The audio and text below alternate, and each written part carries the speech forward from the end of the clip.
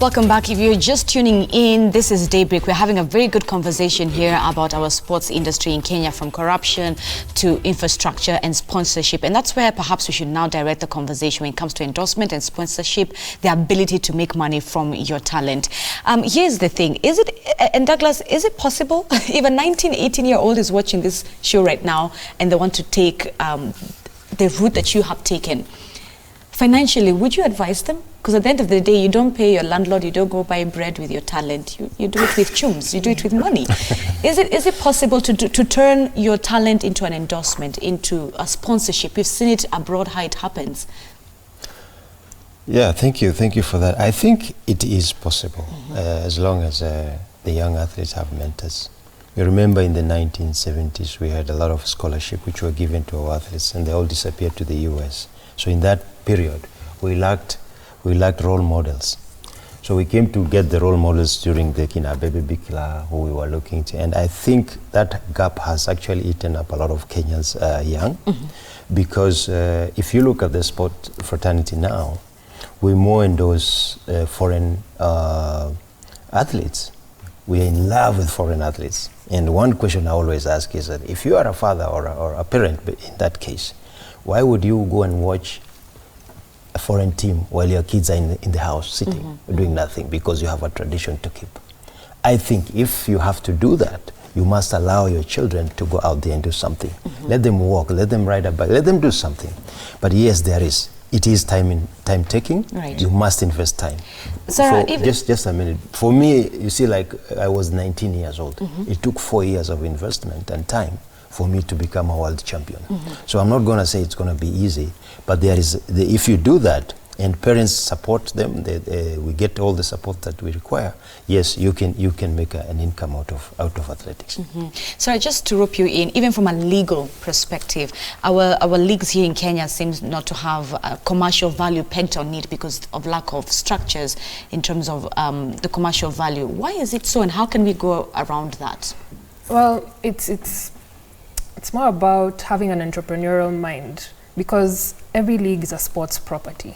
How you choose to present that to the public so that you can attract finances and funding and make it sustainable depends on who's at the top or who's at the leadership leading your vision. So number one, we lack visionaries. Number two, we lack people who can actually implement financial plans for sport. What you get are people who are more interested in getting the kickbacks, the easy money, travel abroad, have accreditation to all these nice fancy places, but you don't have people who are strategically thinking about how do we make money from sport and how do we make it sustainable. Right. So that's my opinion on that. Is it viable right now in Kenya? It is. It is. I mean, I feel like a big bat is coming. Yeah. How many times have you gone to the stadium just for the sake? Just for just. That used to happen in the rugby sevens. There were about 7,000 fans. But now when it was moved, they did not come because they were more attracted to the fun rather than the sport. But that's what sport is about. Yeah, it's entertainment. Sport is about fun. Yeah. And I'll tell you, in 1996, when the first Safari Sevens was held, 98% of the people did not understand what they're coming to watch. But they showed up anyway. They were coming for the fun. Yeah. Now, in 10 years, we had converted that 98% to about 50-something%. By the time, at the height of Safari Sevens in 2010, 90% of the people came to watch their team. Why? When I played in Safari Sevens in 96, I was playing for the third tier team. It was great to just play in front of people. Then I think there was at most 4,000 people. Tops 4,000 people. 10 years later, when I played there, I was now playing for a different team. I was being called names for being obsolete for Kenya when I was playing for my club in the UK, who had come here. And I thought that is really, really what we want to see. And the amount of money people are paying had doubled over those 10 years. So it's something that can be done. What's the follow-up? Now, when we get to a point where we've got to saturation points where our heads now are too big, we stop thinking about what's the innovation.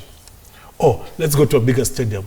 What's the plan of the bigger stadium? What's the demographic of somebody who comes to watch rugby? What's that girl in high heels coming to do in Kasarani, walking through Kokoto. They won't come. But Be sensitive about what you want to do. Build a product. Super Bowl, for example. I was coming to that. So how many? Do you know how many minutes of football is played in the Super Bowl? How many? 18 minutes. 18. It's a 1 big- 8. It's a big thing. Super Bowl is advertised all over all through the year. An advertisement in Super Bowl is it's $3 million a second, $3 million a second. Now that is euphoria that was created.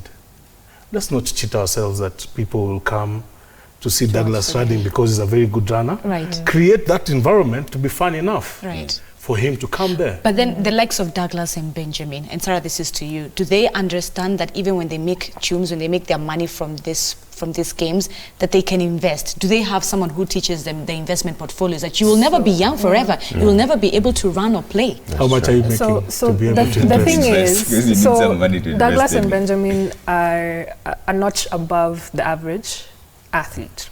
Because the average athlete most likely does not have a very high level of education, and as much as they've traveled worldwide, they might not be properly exposed They're restricted. to finances or how to deal with your financial plan. And I actually blame in part the people who are managing them, because if you keep this athlete ignorant, you can exploit that athlete. So what we need to teach our children essentially is, please don't get exploited. Learn the skills that you need aside from your talent. Yes. How do you manage? That's Don't some of both? these big football players, basketball players also have an Big, investment coach? Yes, those big ones. But Yes. what about these little The ones? little Because ones. these little ones are the ones who are But going even to the big become ones big. blow it up because eventually it is how you want to use your tunes. It's how you listen as well, isn't it? Yes. Yeah.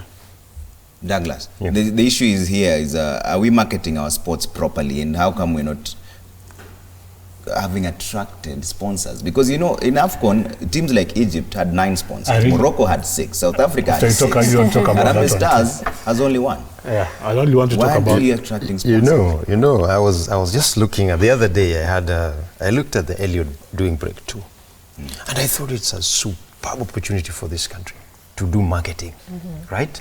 just brand Kenya. Eliud has chosen Vienna. That is the venue.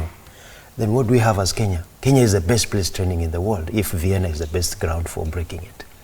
And I called the respective guys there to see if you have a PRO who is actually having an idea on that. Is it going to be branded? Yeah, Kenya? is it going to be branded? Nothing, Because the yes. first one we missed, not the federation, not anybody in this country who even Not a attached to it. person. So I decided to call Vienna embassy. Yeah. Myself, I'm just taking the initiative to see exactly, Then the embassy is telling me, no, I heard about it and we will give them visas. I said, no. What do we need to do? We need to get involved.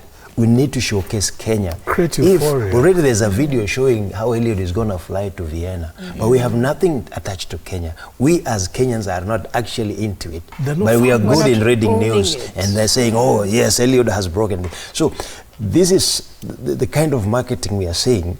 We must take opportunity and hype all this. When Break 1 was happening, I think for some reason the apparel company was very happy, enjoying all the visibility on marketing. And I think Kenya should not miss that cake too. So coming to marketing, I think we don't do a good job. Athletes have done a good chunk of this in this country in representing Kenya in whichever manner it can be. Yes, we don't get those remunerations in time, but we do our dues and we are online and we do what we do. So because strategy even is like probably Harambee Stars did what they could do given that particular time. But I believe that if this was done in good plan, and that's why I was focusing on structure. Let us put it early. I went to Japan a few years back, and I wanted to know exactly what is happening in a national training center. What shocked me was that the young athletes who are to compete in the Olympics 2020, which is next year, were in the training camp 5 years before. Now, for us, I think we have some lessons to learn here. And as I said, the most unfortunate is that our policies here really move very, very slow.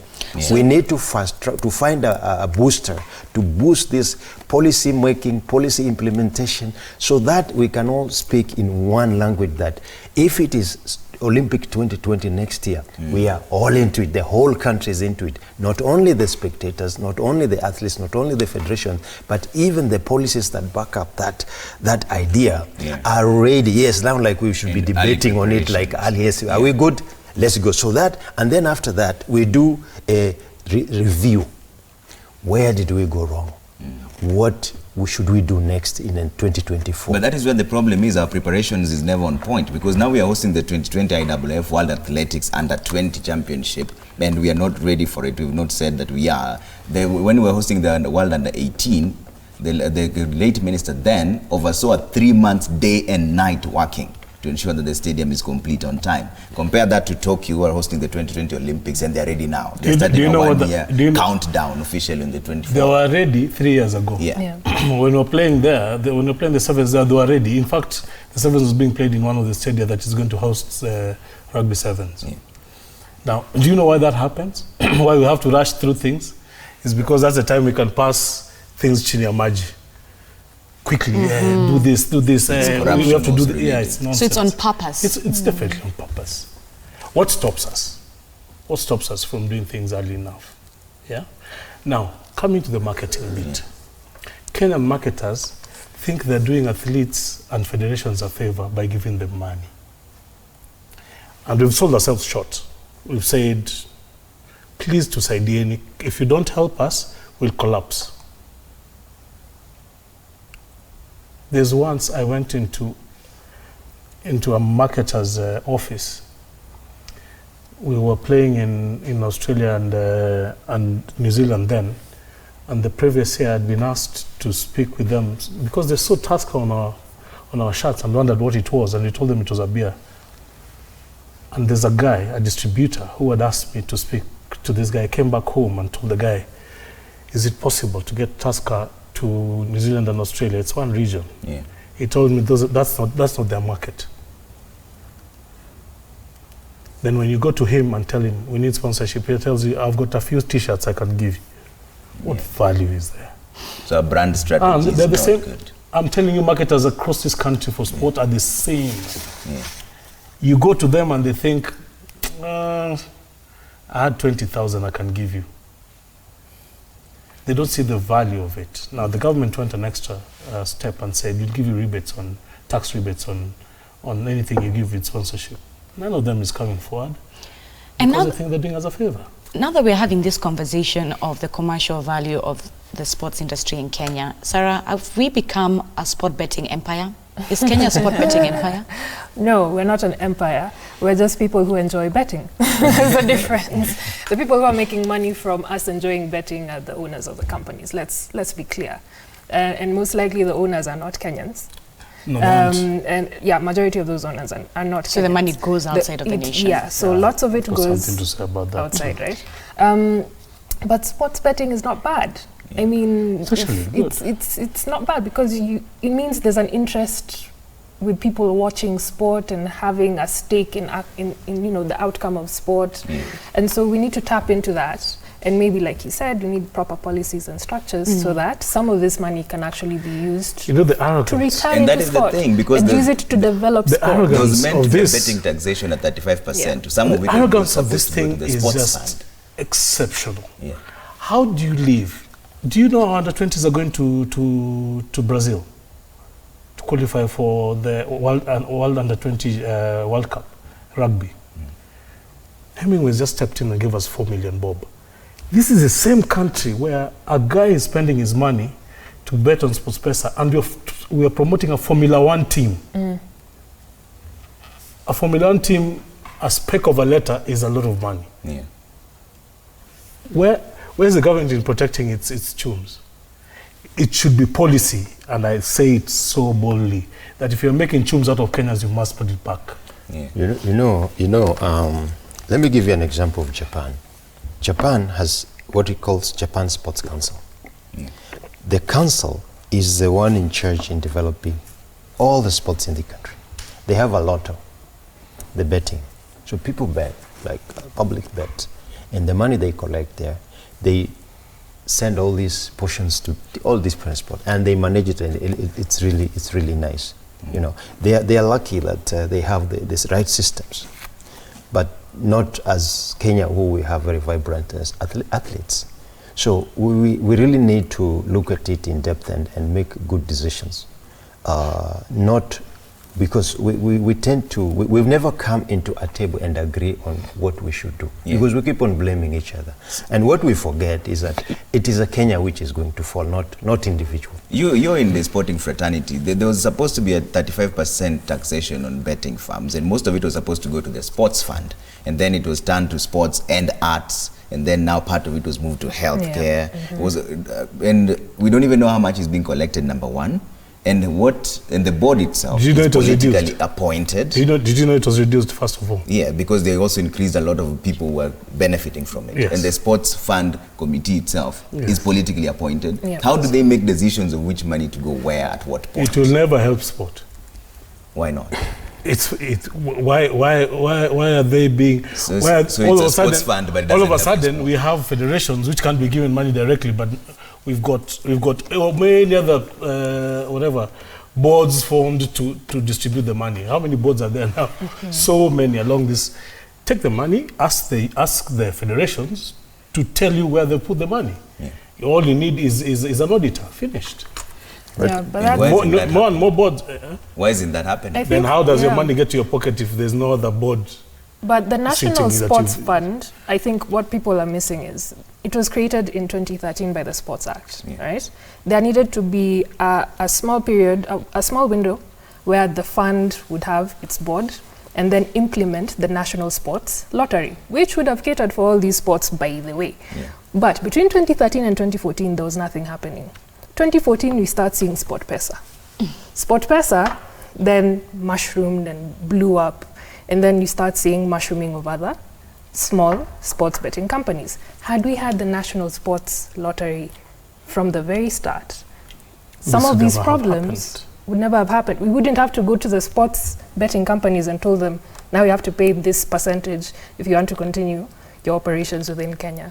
So we're just So there's a shooting legal ourselves in the perspective foot. to this as well, Sarah, because you mentioned the Sports Act, and Yeah. it's already running into headwinds because federations are opposed to some clauses there, Yes. like management of clubs. Yeah. It does not have provision for sole ownership of a club. Yeah. And therefore, I cannot just own a club and sponsor it. Even if I'm a billionaire, I say that this is my club, I'll make sure everything that they want is done. So what is the legal redress for this? How do we counter this? We Because need to amend it. Number one, we need to amend the Sports Act, but we shouldn't amend it based on. We shouldn't amend it based on what we see the other countries are doing, because even in Europe, you can't be a 51% owner if you are not a national of that country, right? So there's issues to do with financial fair play. But it can still be privately owned. Yes, it can be privately owned. That's but what we have now is a situation where you have to be elected, so you have a chairman, a treasurer, a secretary. Politics, and you have to return favors. So do you think billionaires like Trevor can one day own private clubs and sponsor them privately? Quite And it will be friends. viable? Trevor and friends. The Sports Act doesn't allow Oh, Trevor and friends. But It's grey. Not that it doesn't allow it. It's a It grey doesn't area. expressly mention it. It's a grey area, but it's difficult to implement once you go to the sports register and you say, actually, I'm the only one I'm here. the sole owner, So just register me, and she'll say, no, this doesn't look right. First, if you get her in the office, I've been trying to register a company for 2 years now. A sports company for 2 years. For 2 years. The sports registrar is never in the office. But there's an actual person. Who was meant to be in this table seated here? The chairman of Sports Kenya. Yeah, that's his Fred job. Muteti. It's his job to sit here and answer questions. So is he? So Douglas, now that we're here discussing matters money, would you then advise especially upcoming players or the young players to find alternative sources of revenue with their talent? Go seek endorsement from a different brand, since federations, the league, the ministry, our marketers seem to be failing the industry? I don't know whether that is the best approach, but I think we need first to sit down, because all these discussions that we do basically will not take us anywhere. That's number one. It does not matter what you look at. It doesn't matter what policies you bring, say these policies are good. As long as these policies are not implemented, and who is going to implement them? All these things, if you go to any office today, the only thing they will ask you is, show me the results. And if you cannot produce a result, even the government itself will ask you, then what are you doing in the office? That is basically where we are. So we need to sit down and analyze the results that we've had over years and look at the mistakes that we've done. And are we willing, are we bold enough to say that, yes, we can correct these mistakes? Can we say we don't have these policies? Should we push these policies as quickly as possible? Can we get together with the parliament honorables, yeah, who are in charge and say this is the way we are looking at Kenya to move forward? I think that will bring up a stage, because we have never had a forum. Even when we have a forum like this, it is always looked as if you are fighting me, you are not saying good things about me, and that is the right thing. And we must learn to understand that it is not going to be any better if a Kenyan athlete is not standing on the podium. If we don't bring gold into this country, we are basically doing nothing. So having said that, I think we need to have structures in place, as we say. When young athletes are growing, first of all, they'll need the mentorship, they'll need the guidance, they'll need to have a good coach, you know. And the coaching is changing also. You need to now diversify the coaching itself, not only for physical coaching. You also need mental coaching. You also need financial coaching. How you're going to spend your money, because most of the things that I see that doesn't happen in this country is that young people out there tend to get used to all these luxuries early enough, so that when he's 19 years, he doesn't have to worry about a mobile phone, because he already has it. So he goes to the club, to the academy at 15 years old. He's driving a limo, he's good, you know.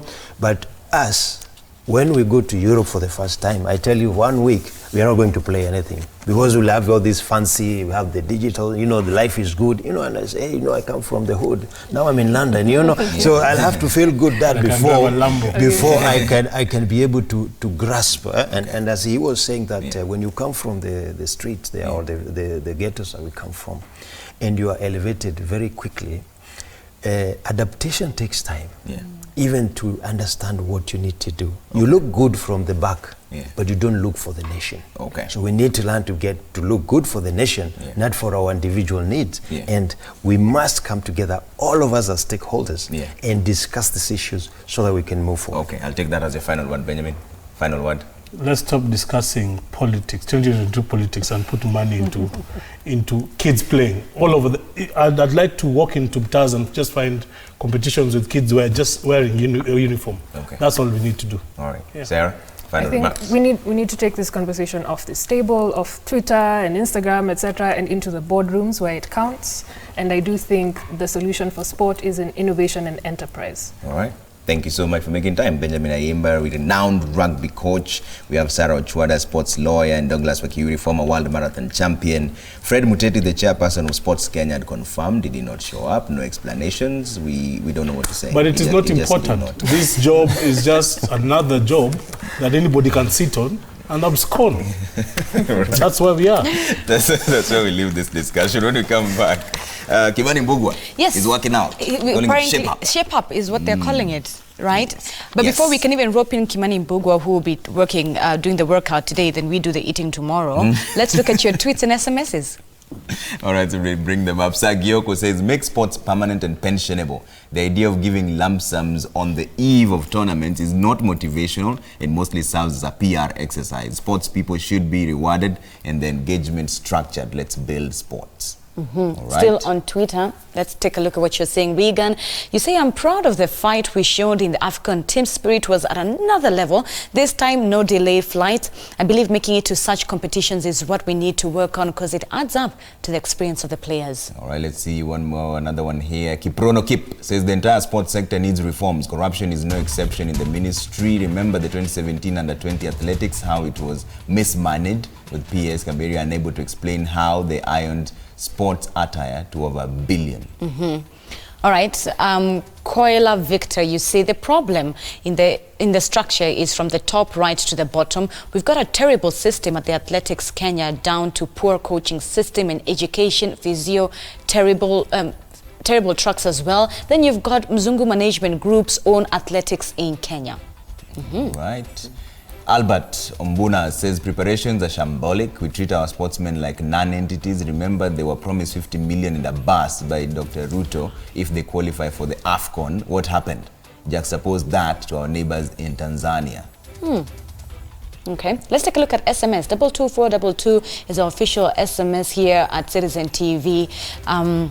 Team, you say you're watching from Juja. Good morning. Sports must be run by professionals from top to bottom, period. Can a structural engineer operate on a sick person? Hell no. We have many sports professionals who are never given space. It's simply political. All right, let's see another one here. Mwanzia Kamende from Machako says, lack of infrastructure, talent path from a tender age, manpower, coaches, financial backing, bad sports policies is what ails our sports. All right, Sami, you're watching from Kakamega. You say Kenya has a youth fund. More sport is played by the youth. Why don't we have sports captured by the fund for funding? All right, let's see. Chebi from Baringo County. Kenya has not rewarded our sportsmen and women as it should be. More to it, taxes have been fleecing them badly. Is that encouraging our local talent? Okay. It's definitely no. Chebi from Baringo County there. All right, I believe that does it for the discussion of the sports puzzle. I'm not even sure we've finished it all. It's still a puzzle. It's still, so we haven't even gone in depth. So we'll still have it's this because of discussion time. We'll again. have this discussion again, exactly. All right, thanks for staying with Daybreak. Ivan Mbogo is up next with the Shape Up.